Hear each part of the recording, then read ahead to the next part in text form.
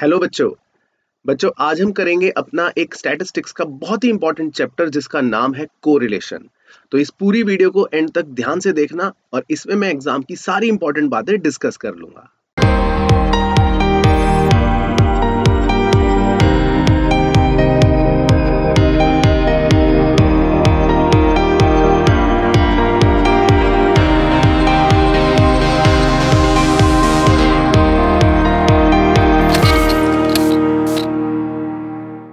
तो हमारे चैप्टर का नाम है कोरिलेशन, ठीक है ना।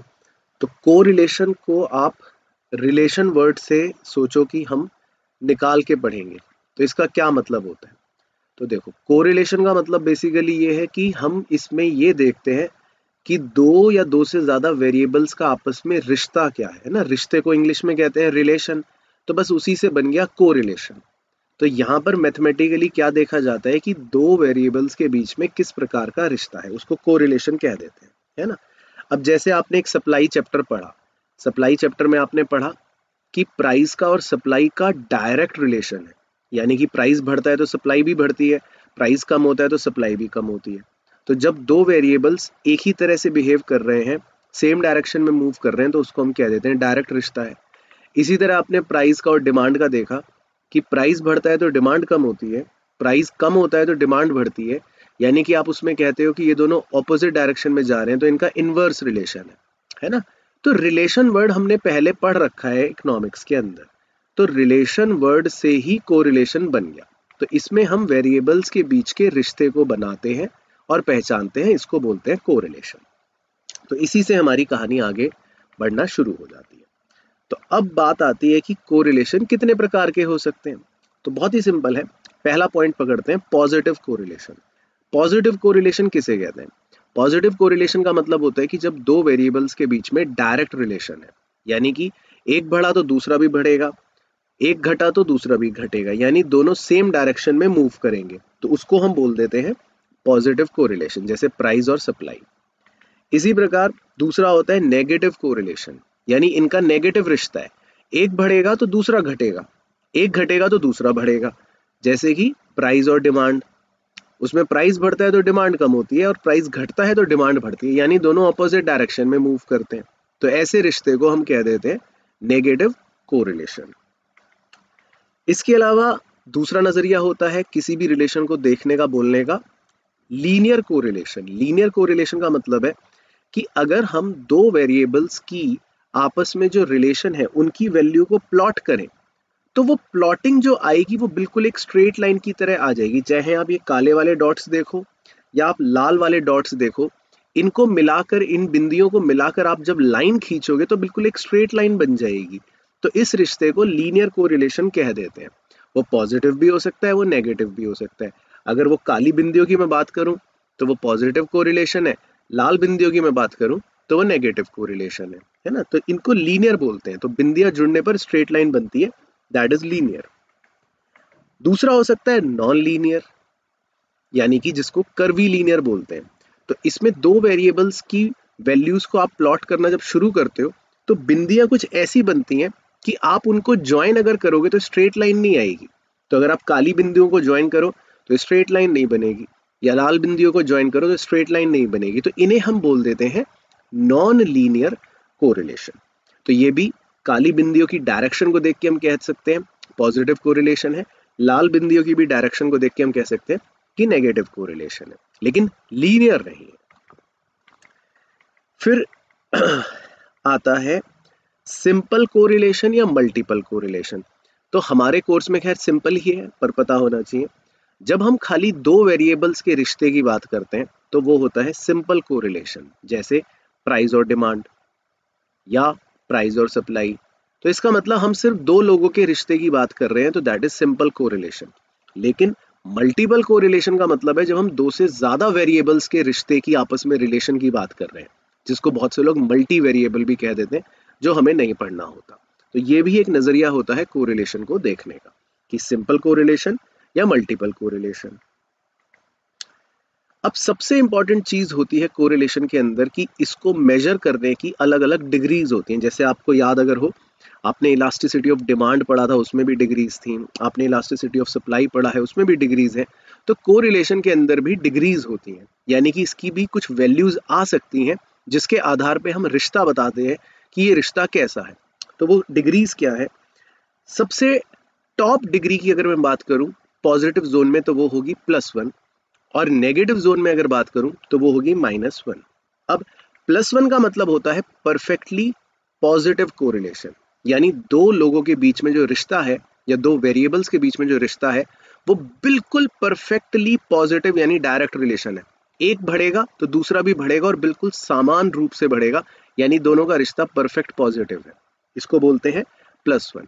0 का मतलब है कोई कोरिलेशन नहीं है, यानी कि एक बढ़ेगा तो दूसरा पता नहीं कुछ कर ही नहीं रहा, या एक कम होगा तो दूसरा पता नहीं कुछ कर ही नहीं रहा, यानी कि दोनों के बीच में कोई रिलेशन नहीं है। जैसे आज हमने पढ़ाई करी और बारिश आना, तो इन दो बातों का आपस में कोई रिश्ता नहीं है, तो इसको बोलते हैं 0 कोरिलेशन।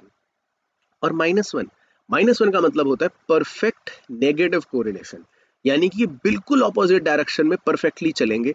एक जितना बढ़ेगा तो दूसरा उतना ही कम होगा, या पहला जितना कम होगा तो दूसरा उतना ही ज्यादा बढ़ेगा, यानी कि दोनों ऑपोजिट डायरेक्शन में काम करेंगे और बिल्कुल एक जैसे तरीके से। तो ये होते हैं -1।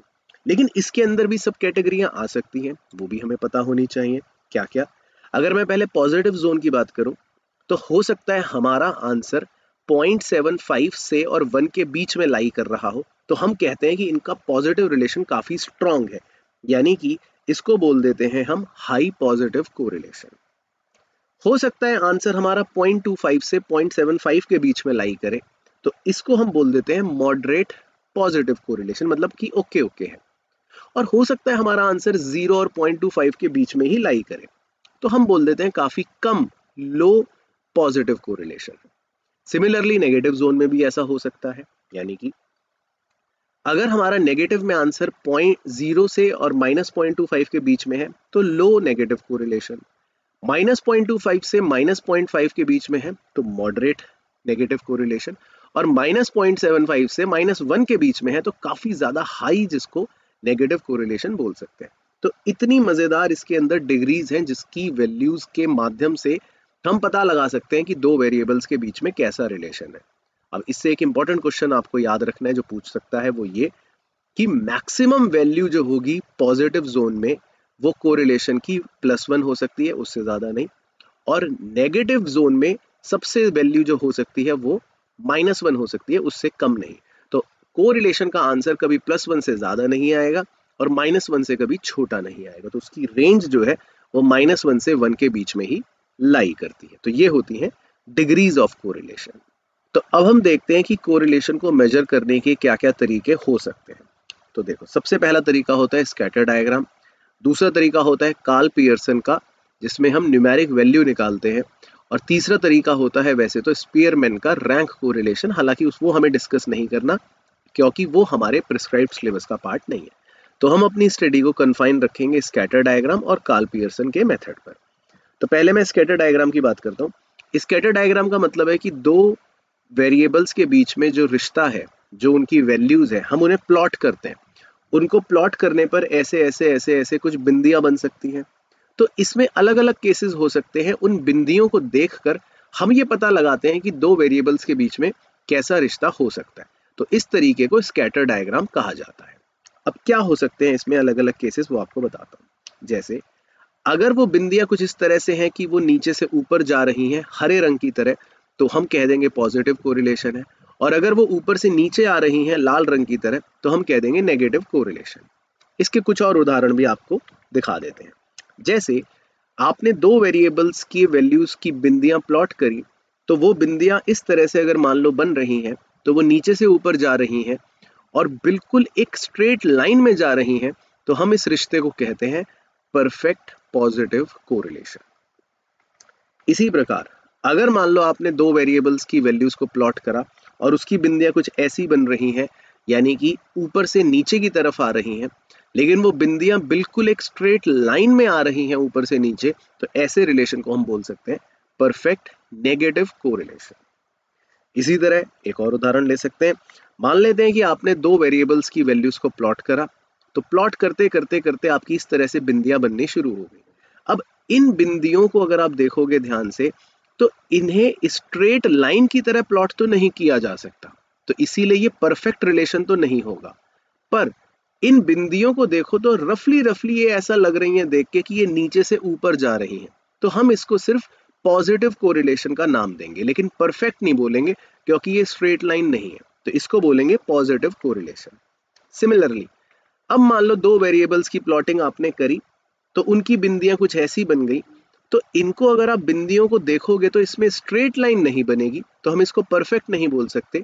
लेकिन ये बिंदियां ध्यान से देखने पर ऊपर से नीचे आ रही हैं, तो हम इस रिलेशन को नेगेटिव कोरिलेशन बोल देंगे, पर परफेक्ट नहीं बोलेंगे। एक और उदाहरण देख सकते हैं। कभी कभी बिंदियां इस तरह से प्लॉट हो रही हैं कि उनसे ना तो वो पता चल रहा कि ऊपर जा रही हैं, ना पता चल रहा कि नीचे आ रही हैं, यानी कि अजीब से एक बिंदियों का चित्र बन गया और ना ही ये स्ट्रेट लाइन बन सकती है। तो ऐसे चित्र को देखकर हम रिलेशन को कहते हैं नो कोरिलेशन, यानी कि जिसकी वैल्यू थी 0, यानी कि यहाँ पर वेरिएबल्स का आपस में कोई रिश्ता नहीं है, कुछ क्लियर नहीं हो रहा, ना वो पॉजिटिव दिख रहा ना वो नेगेटिव दिख रहा। तो स्कैटर डायग्राम जो होता है वो बेसिकली ये होता है। तो ये बहुत ही थ्योरेटिकल एक तरीका होता है बेसिकली निकालने का कोरिलेशन को। इसमें हम एग्जैक्ट न्यूमेरिक वैल्यू नहीं निकालते, लेकिन ये तरीका बहुत आसान है, इसलिए काफी लोग इसको फॉलो भी कर लेते हैं।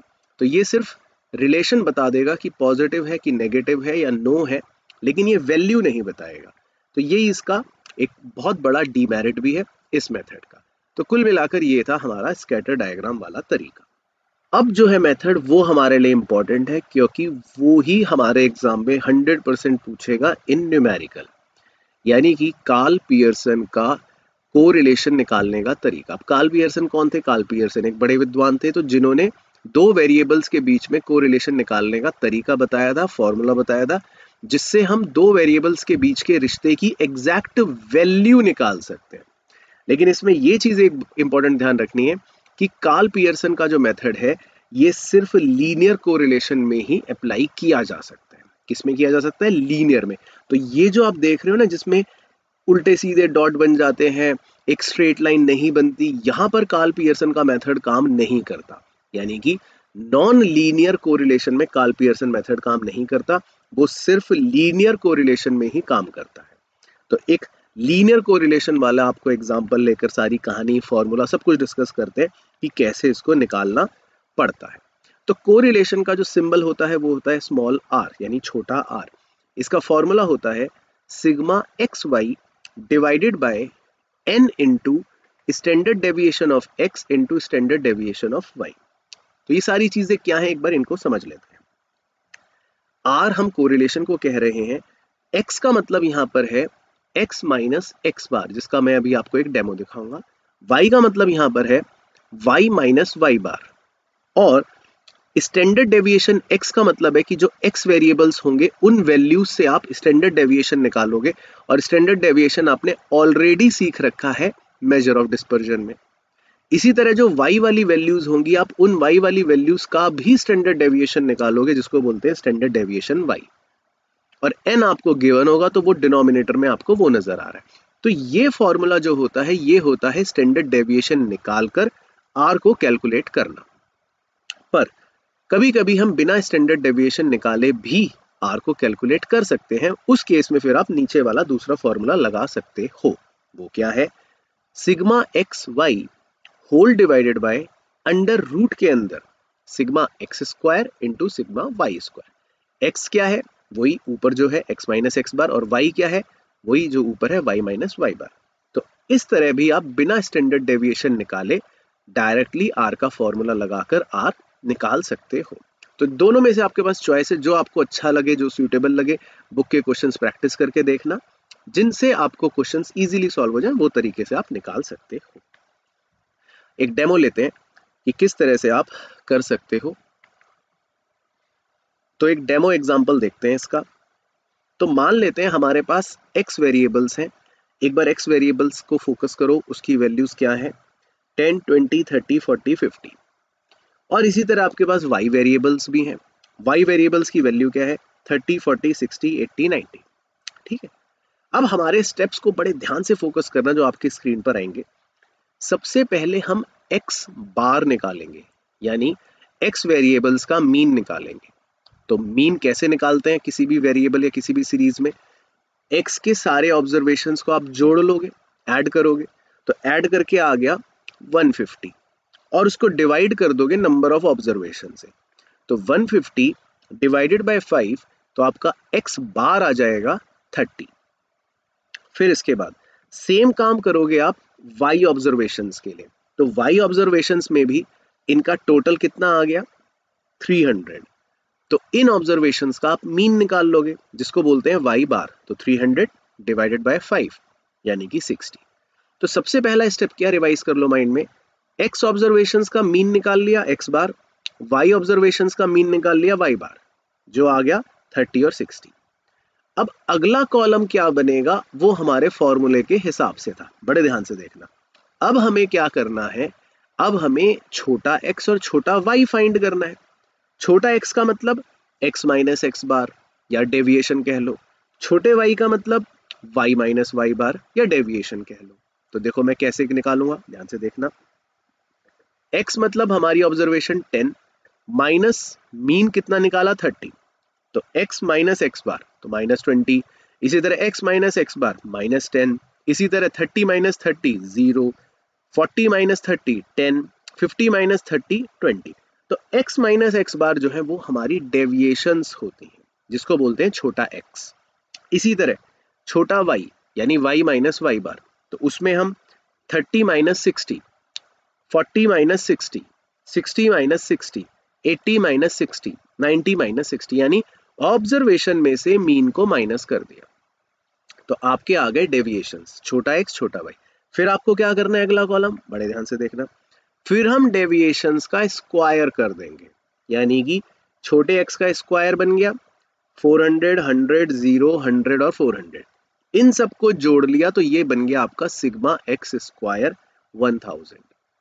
इसी तरह आपने y का भी स्क्वायर कर लिया, छोटे y का डेविएशंस का स्क्वायर, यानी 900, 400, 0, 400 और 900।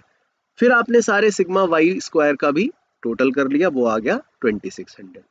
यहां तक पहुंच गए। मेन काम आपको यही करना है, स्टेप रिवाइज कर लो, x का मीन निकाल लिया, y का मीन निकाल लिया, स्टेप 1 खत्म।